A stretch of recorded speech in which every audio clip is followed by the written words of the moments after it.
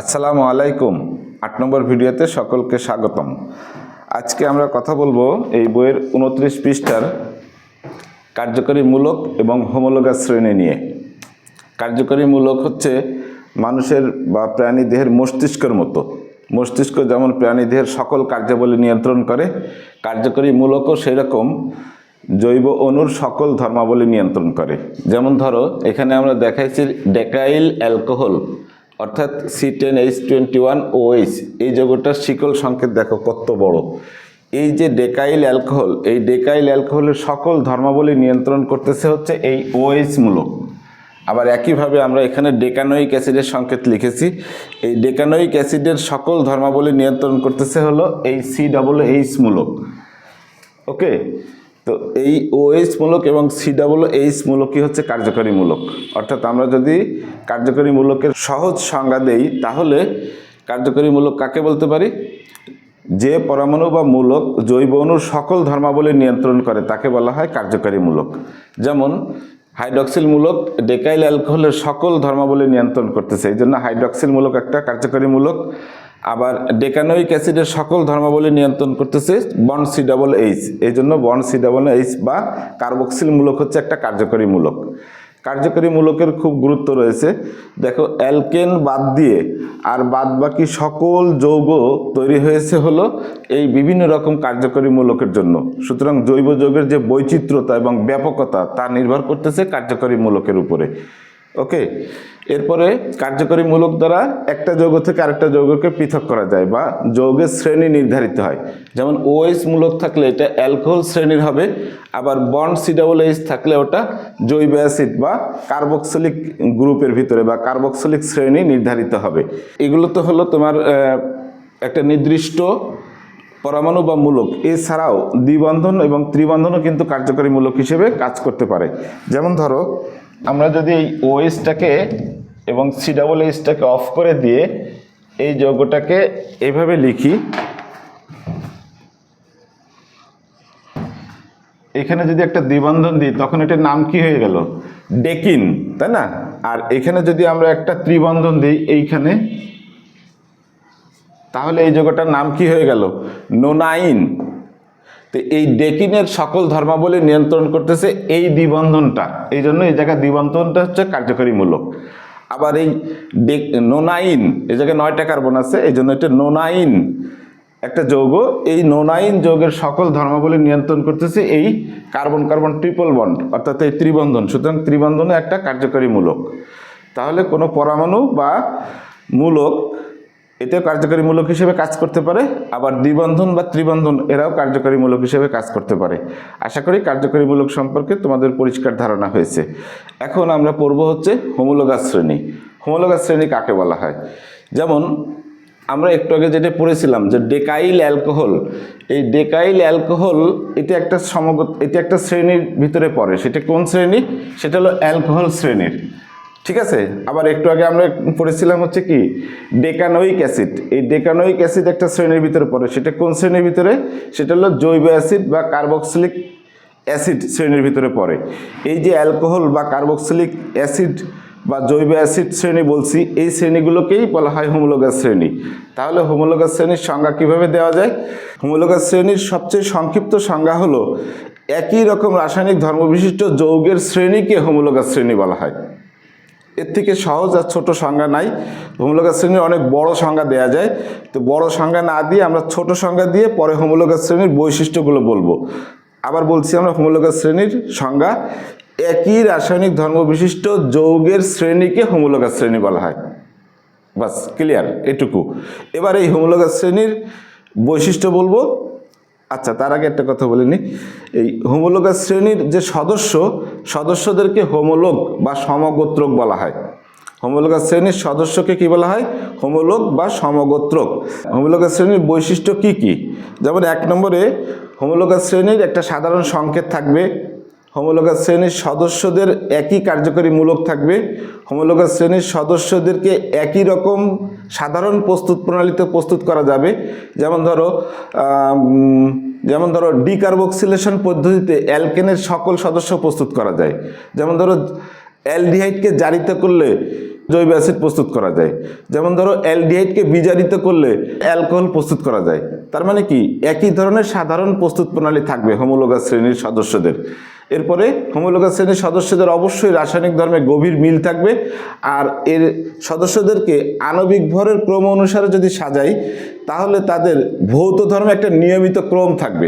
ভৌত ধর্মের নিয়মিত ক্রম মানে হলো তাদের মেল্টিং পয়েন্ট, বয়েলিং পয়েন্ট, দ্রবণীয়তা ইত্যাদিতে একটা ধারাবাহিকতা থাকবে। যেমন ধরো মিথেন, ইথেন, প্রোপেন, বিউটেন, এই যে যৌগগুলি, এই যৌগগুলিকে আমরা যদি ধারাবাহিকভাবে সাজাই তাহলে এদের মেল্টিং পয়েন্ট, বয়েলিং পয়েন্ট ধীরে ধীরে বাড়তে থাকবে। যেমন ধরো মিথানল, ইথানল, প্রোপানল, বিউটানল ইত্যাদি যৌগগুলিকে আমরা যদি ধারাবাহিকভাবে আণবিক ভরের উচ্চক্রম অনুসারে সাজাই তাহলে এদের মেল্টিং পয়েন্ট ধীরে ধীরে বাড়তে থাকবে, বয়েলিং পয়েন্ট ধীরে ধীরে বাড়তে থাকবে, আবার দ্রবণীয়তা ধীরে ধীরে কমতে থাকবে। তো মেল্টিং পয়েন্ট এবং বয়েলিং পয়েন্ট বাড়তে থাকার কারণ হচ্ছে কি যে আণবিক ভর বৃদ্ধি পাচ্ছে। আবার দ্রবণীয়তা কমে যাওয়ার কারণ হচ্ছে কি আণবিক ভর বৃদ্ধির কারণে তো দ্রবণীয়তা কমতেছে, পাশাপাশি স্পেসিফিকভাবে যদি বলা হয় তাহলে অ্যালকাইল মূলক অংশ বৃদ্ধি পাচ্ছে। ঠিক আছে, আমরা দেখাচ্ছি জিনিসটা। যেমন ধরো মিথানল, ইথানল, প্রোপানল এই তিনটে যৌগ দিয়েই দেখাই। যেমন ধরো মিথানল, ইথানল, প্রোপানল এদের মেল্টিং পয়েন্ট ধীরে ধীরে কী হচ্ছে বাড়তেছে, বয়েলিং পয়েন্টও ধীরে ধীরে বাড়তেছে, আবার দ্রবণীয়তা ধীরে ধীরে কমতেছে। দ্রবণীয়তা কমার কারণ হচ্ছে কি যে আণবিক ভর তো অবশ্যই বৃদ্ধি পাচ্ছে, কিন্তু মূল কারণটা হচ্ছে এই অ্যালকাইল অংশের বৃদ্ধি পাচ্ছে। এই অ্যালকাইল অংশ যদি বৃদ্ধি পায় তাহলে পানিতে দ্রবণীয়তা কমে যায়।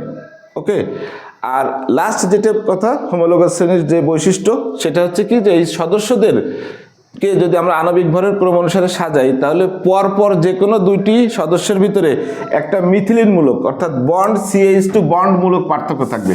যেমন ধরো আমরা এই দুইটা যৌগের ভিতরে কি পার্থক্য আছে, শুধুমাত্র মিথিলিন মূলকের পার্থক্য আছে। আবার যদি এই দুইটা শ্রেণী, এই দুটো যৌগকে আমরা বিবেচনা করি তাহলে এখানে কি পার্থক্য থাকতেছে, শুধুমাত্র মিথিলিন মূলকের পার্থক্য থাকতেছে। ওকে, এই হলো হোমোলোগাস শ্রেণীর বৈশিষ্ট্য। যেমন ধরো যদি পরীক্ষা আসে যে অ্যালকোহল একটি সমগোত্র শ্রেণী কেন, ব্যাখ্যা করো, তাহলে এর সংক্ষিপ্ত উত্তর কি হবে? অ্যালকোহল একটি সমগোত্র শ্রেণী কারণ অ্যালকোহলের একটি সাধারণ সংকেত আছে। এর যে সদস্যগুলি তাদের একটা নির্দিষ্ট কার্যকরী মূলক রয়েছে, অ্যালকোহল মূলক অর্থাৎ হাইড্রক্সিল মূলক, OH মূলক। এরপরে এদের রাসায়নিক ধর্মে গভীর মিল রয়েছে, এদেরকে একই সাধারণ প্রস্তুত প্রণালীতে প্রস্তুত করা যায়। আণবিক ভরের বৃদ্ধির ক্রম অনুসারে এদের ভৌত ধর্মে একটা নির্দিষ্ট ক্রম রয়েছে। একটু আগেই বলেছি যে আণবিক ভর বৃদ্ধির সাথে সাথে কি হচ্ছে, এদের মেল্টিং পয়েন্ট এবং বয়েলিং পয়েন্ট বৃদ্ধি পাচ্ছে। আর কি বলা যায়, এদেরকে যদি আমরা আণবিক ভরের উচ্চক্রম অনুসারে সাজাই তাহলে পরপর যে কোনো দুটি যৌগের ভিতরে বা পাশাপাশি যে কোনো দুটি যৌগের ভিতরে একটা মিথিলিন মূলকের পার্থক্য রয়েছে। সুতরাং অ্যালকোহল হচ্ছে একটা সমগোত্র শ্রেণীর নাম। আশা করি বুঝেছো। এখন যদি পরীক্ষা আসে যে ইথানল আর প্রোপানল এই দুইটি যৌগ একটি সমগোত্র শ্রেণীর সদস্য কিনা ব্যাখ্যা করো, তো খুব সহজ ওই একই ব্যাখ্যা দিবা। হ্যাঁ, কি বলবো যে এই দুইটি যৌগের একটা সাধারণ সংকেত রয়েছে, যেমন এই যে ROH, কেমন ওইখানে CnH2SN+1 লিখে n এর মান কত আসবে সেটা দেখাই দিবা। যেমন CnH2SN+1 বন্ড OH, এখানে ইথানলের ক্ষেত্রে n এর মান কত 2 আসতেছে, আর প্রোপানলের ক্ষেত্রে n এর মান 3। সুতরাং ইথানল এবং প্রোপানল উভয়েরই একটা সাধারণ সংকেত রয়েছে। তাহলে প্রথম শর্ত পূরণ হলো। দ্বিতীয় শর্ত কি, এই দুজনেরই কার্যকরী মূলক একই, বন্ড OH হাইড্রক্সিল মূলক। 3 নম্বর হচ্ছে এদের রাসায়নিক ধর্মে গভীর মিল রয়েছে। 4 নম্বর হচ্ছে এদের ভৌত ধর্মে একটা নিয়মিত ক্রম রয়েছে, অর্থাৎ এদের মেল্টিং পয়েন্ট বাড়তেছে। এই ইথানলের থেকে প্রোপানলের মেল্টিং পয়েন্ট বেশি, বা বয়েলিং পয়েন্ট বেশি, বা দ্রবণীয়তা কম, একটা বললেই হলো। এরপরে কি বলবা, এদের আর কি বাকি আছে, এই যৌগ দুটিকে পাশাপাশি সাজালে এদের মিথিলিন মূলকের পার্থক্য রয়েছে। সুতরাং এই যৌগ দুটি হচ্ছে একটা সমগোত্র শ্রেণীর সদস্য। তবে একটা উদাহরণ দিচ্ছি যেখানে হচ্ছে তোমার এই মিথিলিন মূলকের পার্থক্য থাকবে এবং কার্যকরী মূলকও একই রকম দেখতে মনে হবে, তারপরে ওরা সমগোত্র শ্রেণীর সদস্য নয় বা একই সমগোত্রক নয়। যেমন সেটি হলো ফেনল। তোমরা এই সংকেতটা যদি তোমরা 7 নম্বর ভিডিও দেখে থাকো তাহলে এই সংকেতটা সম্পর্কে জানো। এটা হচ্ছে ফেনল আর এটা হচ্ছে বেনজাইল অ্যালকোহল। ঠিক আছে, এই দুইটা যৌগ কি পরস্পরের সমগোত্রক? দেখে কিন্তু তাই মনে হচ্ছে, কারণ এদের কার্যকরী মূলক একই, আবার এই দুইটি যৌগের ভিতরে মিথিলিন মূলকের পার্থক্য রয়েছে, কিন্তু প্রকৃতপক্ষে এরা পরস্পরের সমগোত্রক না। কারণ কি, যে এখানে বেনজিনের সাথে OH মূলক যুক্ত থাকাতে একে বলা হয় ফেনোলীয় হাইড্রক্সিল মূলক। একে অ্যালকোহল মূলক বলা হবে না কিন্তু, হ্যাঁ। বেঞ্জিনের সাথে যদি ওএইচ মূলক যুক্ত থাকে তাকে বলা হবে ফেনলীয় হাইড্রক্সিল মূলক। দেখছো এটা ফেনল শ্রেণীভুক্ত। আর এইখানে বেঞ্জিনের পার্শ্ব শিকল রয়েছে, সেই পার্শ্ব শিকলের সাথে ওএইচ মূলক যুক্ত রয়েছে, হ্যাঁ। এই জন্য একে আমরা কি বলবো, একটা অ্যালকোহল বলবো, এটা অ্যারোমেটিক অ্যালকোহল। তো এইখানে এটা হচ্ছে অ্যালকোহল মূলক, এটি হচ্ছে ফেনলীয় হাইড্রক্সিল মূলক। তার মানে দেখতে ওএইচ হলেও এরা একই কার্যকরী মূলক না। আবার এদের ভিতরে মিথিল মূলকের পার্থক্য থাকা সত্ত্বেও এদের ভৌত ধর্ম এবং রাসায়নিক ধর্ম একই রকমের নয়। কেমন? তো এই কারণে ফেনল এবং বেঞ্জাইল অ্যালকোহল পরস্পরের সমগোত্রক নয়। আশা করি সমগোত্র শ্রেণী সম্পর্কে তোমরা পরিষ্কার ধারণা পেয়েছো।